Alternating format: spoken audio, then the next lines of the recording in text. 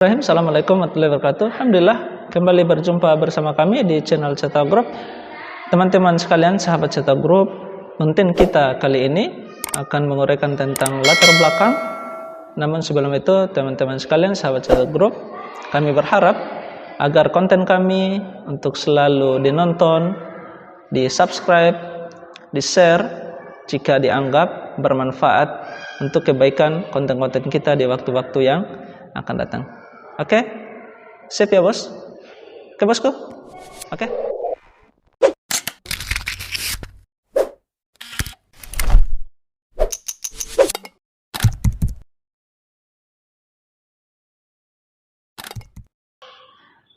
Baik, teman-teman sekalian, sahabat Cetak Group. Jadi latar belakang itu sesuatu yang menentukan layak atau tidaknya sebuah penelitian. Artinya penelitian kita bisa menarik atau bisa tidak menarik, itu tergantung pada latar belakangnya. Maka latar belakang itu merupakan gerbang utama ketika seseorang hendak melakukan penelitian. Karena itu teman-teman sekalian, sahabat Cetak Group, maka perlu kita memperhatikan penelitian yang kita mau teliti ini mau diarahkan kemana. Jadi kita seorang peneliti itu, seseorang yang sudah studi akhir harus mampu menentukan penelitian yang hendak diteliti ini mau diarahkan kemana. Nah, semakin nampak kita menguraikan, semakin nampak permasalahan di dalam latar belakang, maka akan membuat daya tarik penelitian kita. Nah, di latar belakang ini tentunya karena dasar itu kita tidak boleh membuat latar belakang di luar data-data atau fakta-fakta atau ada kontingensi dari penelitian terdahulu sebagai respon atas penelitian yang akan kita lakukan. Baik teman-teman sekalian, di awal perlu kami sampaikan bahwa ada beberapa hal yang harus teman-teman perhatikan. Ini menjadi larangan, ini catatan yang kami berikan, ini larangan. Tidak boleh dalam latar belakang itu teman-teman melakukan hal-hal berikut ini. Ini saya ingatkan, ada beberapa hal, maka saya katakan berikut ini. Karena ada beberapa hal itu yang menjadi larangan, dan ini saya ingatkan, kalau teman-teman mencantumkan larangan ini pada latar belakang, akan membuat latar belakang yang kita hendak tuangkan gagasan kita di dalam penelitian itu akan menjadi tidak menarik. Apa itu teman-teman sekalian? Yang pertama, tidak boleh di dalam menulis latar belakang itu menggunakan asumsi sendiri. Itu tidak boleh. Kita tidak boleh berandai-andai, kita tidak boleh menghayal, menulis latar belakang dengan asumsi pribadi kita. Itu tidak boleh. Kenapa? Karena nanti hasilnya tidak objektif. Karena menjadi larangan dalam membuat latar belakang itu, kita tidak boleh bersifat subjektif.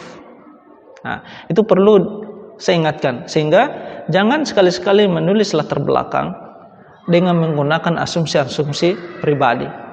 Nah, itu yang pertama, larangan yang perlu kami sampaikan. Yang kedua, tidak boleh menulis latar belakang itu menggunakan bahasa praduga atau prasangka-prasangka. Kenapa? Karena penelitian itu sifatnya ilmiah. Penelitian itu sifatnya harus bisa dibuktikan. Penelitian itu sifatnya bisa dijadikan sebagai rujukan ilmu pengetahuan. Maka tidak boleh kita menggunakan prasangka-prasangka di dalam menulis latar belakang. Ini larangan yang kedua, ya. Saya ingatkan, ini larangan kedua. Larangan pertama tadi tidak boleh menggunakan asumsi pribadi. Yang kedua itu adalah tidak boleh menggunakan prasangka-prasangka. Yang ketiga teman-teman sekalian, larangan dalam membuat latar belakang itu adalah tidak boleh kita membuat latar belakang itu berdasarkan perasaan. Itu tidak boleh. Nah, karena kalau berdasarkan perasaan, maka penelitian itu akan bersifat seperti novel. Nah, sementara penelitian itu bukan novel, karena penelitian itu ilmiah. Nah, maka tidak boleh kita tuangkan menggunakan perasaan-perasaan yang kita miliki. Oh, kodong barangkali kalau saya pakai begini, ini gitu. Tidak boleh. Apa yang kita lihat, apa yang kita temukan, itu yang harus kita tuangkan. Karena hasil dari penelitian nantinya itu bisa bermanfaat buat khalayak dan terkhusus buat objek atau lokus yang menjadi penelitian kita. Itu larangan yang ketiga. Yang terakhir, itu tidak boleh kita membuat latar belakang menggunakan bahasa seharusnya atau harusnya. Itu tidak boleh. Kenapa? Karena bahasa seharusnya, bahasa atau bahasa harus itu digunakan pada saat kita selesai meneliti. Kenapa? Karena setelah kita melakukan penelitian, maka ada hasil, ada temuan, ada kejanggalan yang kita dapat, maka di situ kita arahkan, kita memberikan saran. Sementara latar belakang kita belum melakukan penelitian, maka kita dilarang, teman-teman sekalian, jangan sekali-sekali menggunakan bahasa seharusnya.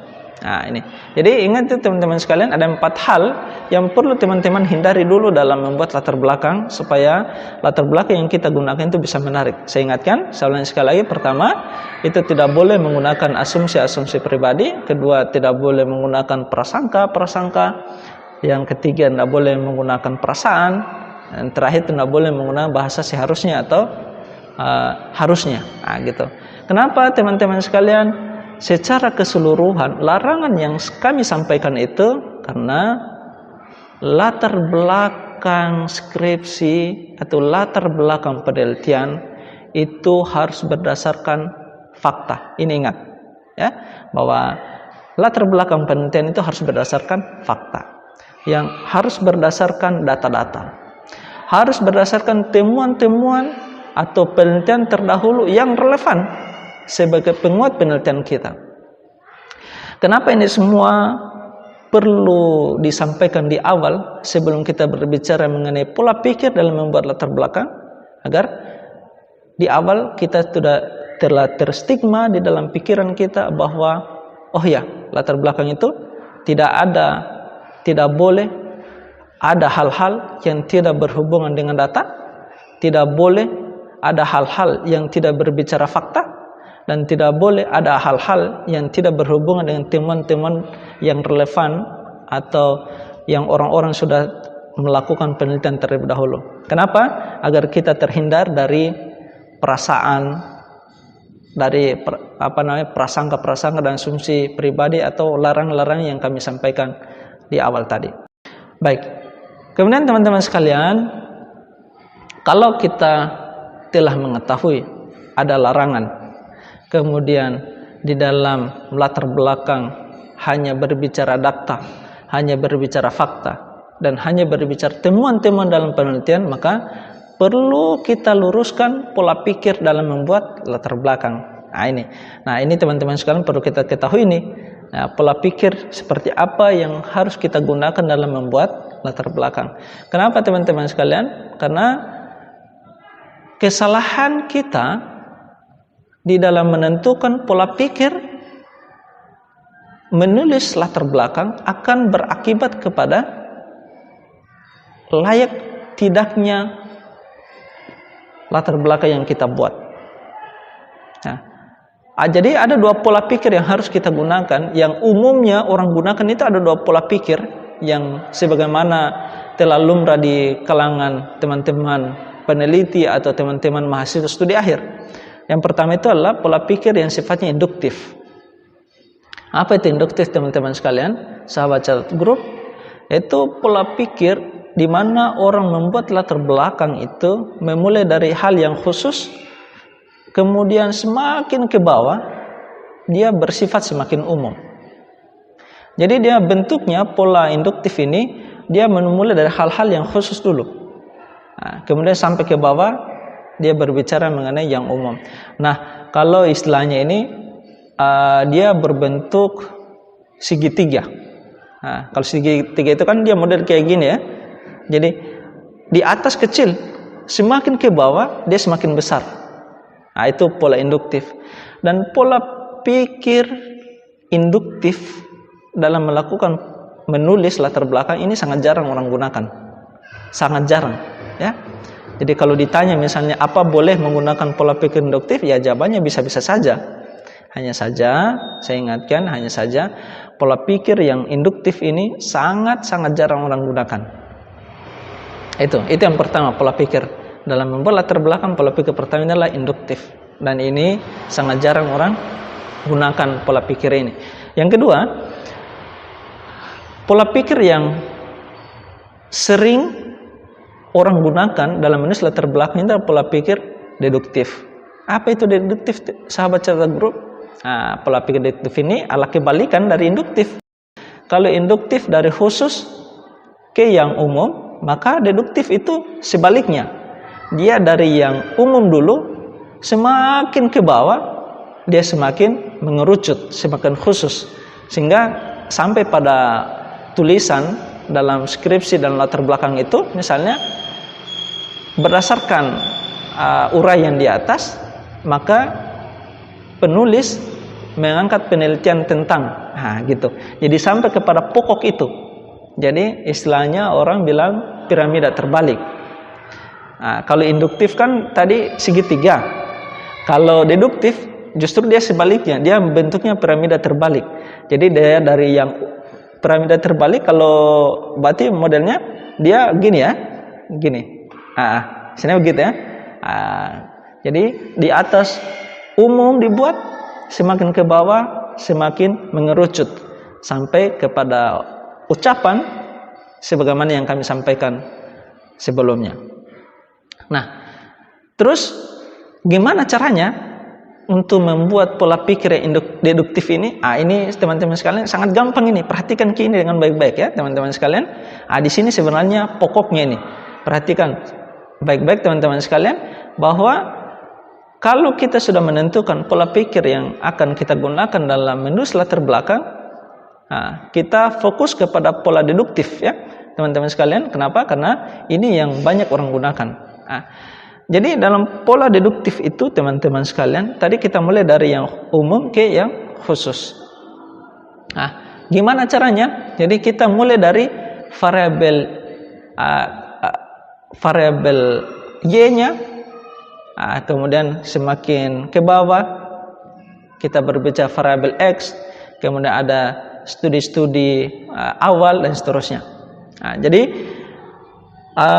misalnya gini, saya langsung kasih contoh judul penelitian misalnya gini, hubungan kemampuan dengan kualitas pelayanan ya. Saya ulangi, hubungan kemampuan ability dengan kualitas pelayanan. Nah, dari judul itu, misalnya judul penelitian kita itu ya, maka dari judul itu berarti kita bisa tentukan Y-nya itu adalah kualitas pelayanan dan X-nya itu adalah ability-nya, kemampuan. Nah, gimana caranya membuat latar belakang itu? Maka kita uraikan dulu berbicara tentang kualitas pelayanan. Nah, setelah kita menguraikan satu paragraf atau dua paragraf mengenai kualitas pelayanan, maka kita kerucutkan bahwa salah satu faktor yang menyebabkan bagusnya pelayanan atau kualitas pelayanan bisa baik atau tidak, itu salah satu yang ditentukan oleh kemampuan pegawai misalnya. Nah, berarti kalau kita sudah masuk pada titik itu, kita sudah masuk pada variabel X-nya. Nah, di X itu teman-teman sekalian kita harus gali. Di situ kalau kita sudah masuk ke kemampuan, ke variabel X-nya, maka harus ada penelitian terdahulu yang membangun itu. Itu ya, harus ada penelitian terdahulu yang membangunnya. Kemudian yang kedua, kalau sudah ada penelitian terdahulu yang membangunnya, maka kita melakukan studi awal. Ya, apa gunanya kita lakukan studi awal ini? Kita turun langsung ke lapangan. Di lokasi kita akan meneliti, kita perhatikan, baik kita lakukan secara observasi atau wawancara, apa yang kita dapatkan di situ, itulah temuan yang menjadi data awal kita. Nah, data awal temuan itulah yang kemudian akan menjadi kita rumuskan menjadi sebuah permasalahan yang kita dapatkan. Nah, kalau kita sudah dapatkan permasalahan, kita cantumkan itu, kita tuangkan di dalam latar belakang kita. Nah, kalau kita sudah tuangkan permasalahan itu, harus ada teori yang mendukung itu sebagai penguat. Nah, jadi di dalam kasus contoh judul tadi, kalau kita sudah menguraikan kualitas pelayanan, kalau kita sudah masuk ke variabel X, maka saya ingatkan teman-teman sekalian, jangan lagi kalau sudah masuk ke variabel X, Anda teman-teman sekalian itu kembali lagi ke yang umum, tidak boleh. Tapi kalau sudah masuk ke X-nya, harus semakin turun ke bawah. Harus kita cantumkan di dalam fakta-fakta yang kita temukan. Kemudian apakah ada penelitian terdahulu yang membangun hal itu? Kalau ada, kita cantumkan, kita tuangkan di dalam. Nah, terakhir baru kita membuat sebuah kalimat berdasarkan hal tersebut. Saya melakukan atau penulis melakukan penelitian tentang bla bla bla, misalnya tentang hubungan kemampuan dengan kualitas pelayanan. Jadi itu teman-teman sekalian ya, dalam latar belakang saya ingatkan, kalau pengen teman-teman sekalian latar belakangnya bisa menarik, maka gunakan pola deduktif dalam membuat latar belakang. Itu kita mulai dari yang umum, kemudian semakin ke bawah, semakin khusus. Kalau kita sudah masuk ke variabel Y, kemudian masuk ke variabel X, teman-teman sekalian jangan lagi kembali ke yang umum, tapi semakin turun ke bawah, Anda cantumkan temuan-temuan, data-data yang kita dapatkan di lapangan, kita tuangkan di situ, kemudian kita kerucutkan. Baik teman-teman sekalian, sebenarnya kalau kita berpikir, mendengar itu agak susah, ya, karena kebanyakan kita itu suka mendengar, tetapi actionnya kurang.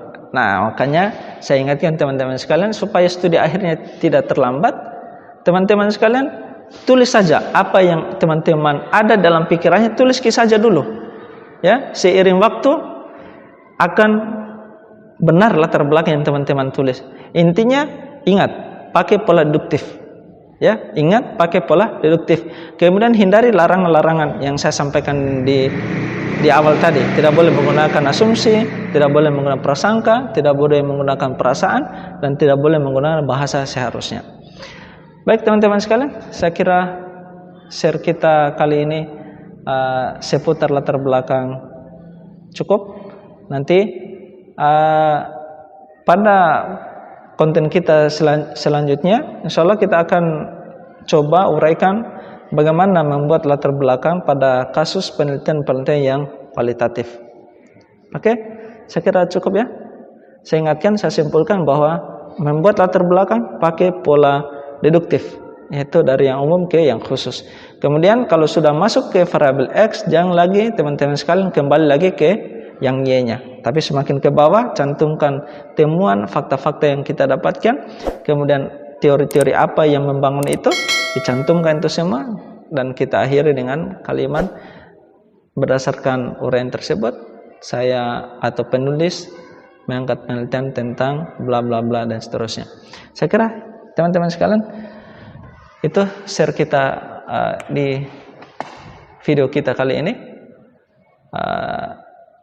untuk kebaikan konten-konten kita di waktu yang akan datang, untuk men-share jika dianggap penting konten kami seputar latar belakang kali ini. Saya kira cukup sekalian ya teman-teman sekalian. Mohon maaf. Assalamualaikum warahmatullahi wabarakatuh. Oke bosku.